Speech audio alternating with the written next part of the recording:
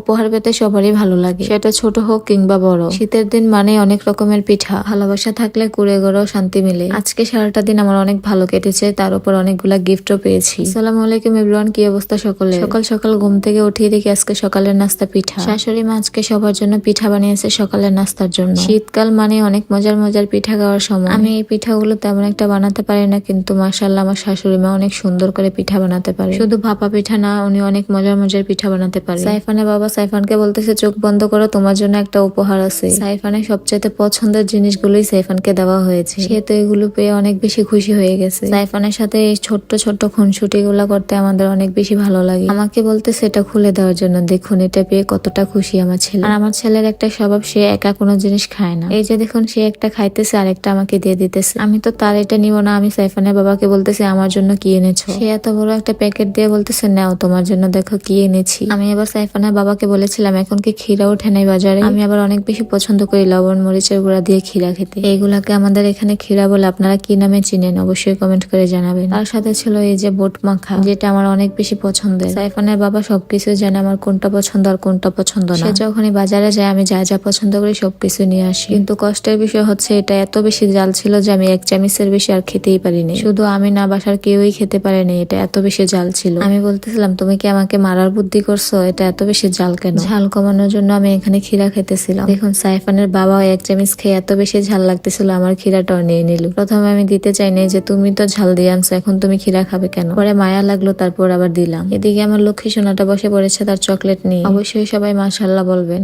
আমরা যখন একা ভিডিও দিই তখন আপনারা কমেন্ট করেন সাইফানকে ছাড়া নাকি আমাদের ভিডিও সম্পূর্ণ হয় না। সাইফানের এই দুষ্টুমি গুলা কার কার ভালো লাগে অবশ্যই কমেন্ট করে জানাবেন। আর বেশি বেশি করে দোয়া করবেন যাতে আমার ছেলেটা সবসময় সুস্থ থাকে। সাইফানকে নিয়ে যখন আমরা কোথাও যাই তখন অপরিচিত মানুষরা সাইফানকে আদর করতে আসে, আর সাইফানও এগুলো অনেক বেশি পছন্দ করে। অনেক বাচ্চারাই আছে কারোর সাথে মিশতে চায় না, কারো কোলে যেতে চায় না, কিন্তু সাইফান হচ্ছে অন্যরকম, সে সবার সাথে অনেক বেশি মিশে। দেখুন একটা চকলেট নিয়ে সে কি কাণ্ডটাই না করতেছে। খাবে না কিন্তু এগুলা নিয়ে খেলা করবে। আমার এই বাবাটার জন্য আমার ঘরটা পরিপূর্ণ হয়ে থাকে। হুট করে সাইফানের বাবা আমাকে উপহার দিতেছে। আমি বলতেছিলাম আমার তো মনে হয় না যে আজকে কোনো বিশেষ দিন, তুমি কেন আমাকে উপহার দিতেছো? সে বলতেছে উপহার দিলে কি বিশেষ কোনো দিন লাগে? তোমার জন্য তো আমার সবগুলো দিনই বিশেষ দিন। এই ব্রেসলেটটা আমার অনেক বেশি পছন্দ হয়েছে, সাথে ছিল আরেকটা অনেক সুন্দর গিফট। এগুলা নিয়েছে সাইফানের বাবা রূপের বাজার ফেসবুক পেজ থেকে। এখান থেকে যদি আপনারা কোনো কিছু প্রথমবার পারচেস করেন, দ্বিতীয়বার 50 টাকা কম রাখা হবে। এটার কালার গ্যারান্টি আছে 1 বছরের। চেনটা আমার কাছে আরো অনেক বেশি ভালো লাগছে। চেনের মধ্যে আমার আর সাইফানের বাবার নাম লেখা। আমি এর আগেও ওনাদের পেজ থেকে নিয়েছিলাম। আপনারা চাইলে নিজেদের মন মতো ডিজাইন দিয়ে বানিয়ে নিতে পারবেন। আমার তো গিফট গুলো অনেক বেশি পছন্দ হয়েছে। আপনাদের কাছে কেমন লাগছে অবশ্যই কমেন্ট করে জানাবেন। ওনাদের পেজ লিংক আমার ক্যাপশনে মেনশন দেওয়া আছে, অবশ্যই চেক করে নিবেন। তো আজকের ভিডিওটা এই পর্যন্তই। সবাই ভালো থাকবেন, সুস্থ থাকবেন। দেখা হচ্ছে পরবর্তী কোনো ভিডিওতে। আল্লাহ হাফেজ।